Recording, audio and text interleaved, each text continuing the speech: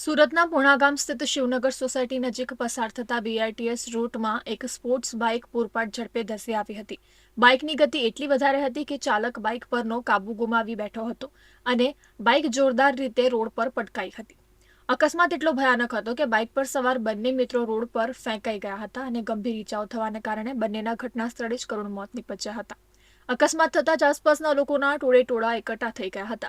સ્થાનિકો દ્વારા પોલીસને જાણ કરવામાં આવતા જ પોલીસનો કાફલો તાત્કાલિક ઘટના સ્થળે દોડી આવ્યો હતો. પોલીસે બંને મૃતકોના મૃતદેહોનો કબજો મેળવી પંચનામું કરી પોસ્ટમોર્ટમ માટે સિવિલ હોસ્પિટલ ખસેડ્યા હતા. પુણા પોલીસે અકસ્માત સ્પોર્ટ્સ બાઇક સ્લીપ થવાથી થયો છે કે અન્ય કોઈ કારણોસર તે અંગેનો ગુનો નોંધી અકસ્માતનું ચોક્કસ કારણ જાણવા માટે તપાસ શરૂ કરી છે.